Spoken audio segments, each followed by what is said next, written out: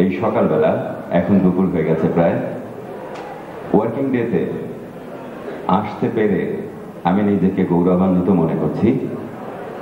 আমি আজকের দিনটিকে আমার জীবনে যত আবৃত্তি করেছি সেখানে একটি বিশেষ স্থান দিতে চাই। বিশ্ববিদ্যালয় দীর্ঘদিন বন্ধ থাকবার পর চৈতালি এই কর্মচাঞ্চল্য ফিরে এনেছে, এই সাংস্কৃতিক অনুষ্ঠান আয়োজন করেছে। চৈতালির সকল বন্ধুকে সেই জন্য আমি প্রাণ ঢালা অভিনন্দন জানাচ্ছি। একটি বিশেষ ঘোষণা আপনাদের জন্য। একজন মুমূর্ষু রোগীকে বাঁচাতে বি নেগেটিভ রক্তের প্রয়োজন। বি নেগেটিভ যদি কেউ সহযোগিতা করতে চান তাহলে চৈতালির সভাপতি সালেহিনের সাথে যোগাযোগ করবেন। আমি অনুপ্রবেশ করছি আবৃত্তির ভুবনে। প্রথম আবৃত্তি করব কাঁদতে আসিনি, ফাঁসির দাবি নিয়ে এসেছি।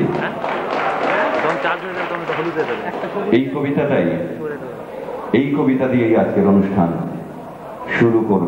শুরু করা উচিত।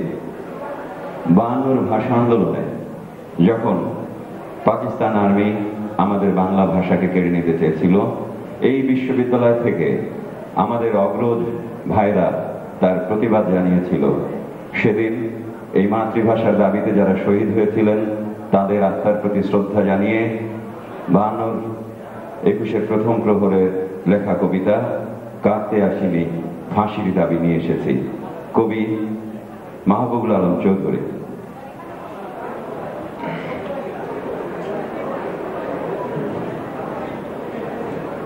এখানে যারা প্রাণ দিয়েছে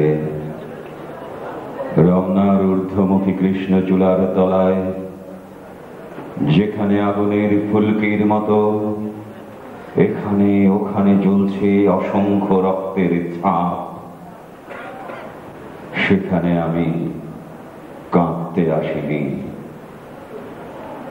আজ আমি শোকে বিহ্বল নই, আজ আমি ক্রোধে উন্মত্ত নই, আজ আমি প্রতিজ্ঞায় অবিচল। যে শিশু আর কোনোদিন তার পিতার কোলে ঝাঁপিয়ে পড়ার সুযোগ পাবে না, যে গৃহবধূ আর কোনোদিন তার স্বামীর প্রতীক্ষায় আঁচলে প্রদীপ ঢেকে দুয়ারে আর দাঁড়িয়ে থাকবে না, যে জননী খোকা এসেছে বলে উদ্দাম আনন্দে সন্তানকে আর বুকে জড়িয়ে ধরতে পারবে না, যে তরুণ মাটির কোলে লুটিয়ে পড়বার আগে বারবার প্রিয়তমার একটি ছবি চোখে আনতে চেষ্টা করেছিল, সেই অসংখ্য ভাই বোনদের নামে আমার হাজার বছরের ঐতিহ্যে লালিত যে ভাষায় আমি মাকে সম্বোধনে অভ্যস্ত, সেই ভাষা ও স্বদেশের নামে এখানে এই বিশ্ববিদ্যালয়ের উন্মুক্ত প্রাঙ্গণে আমি তাদের ফাঁসির দাবি নিয়ে এসেছি।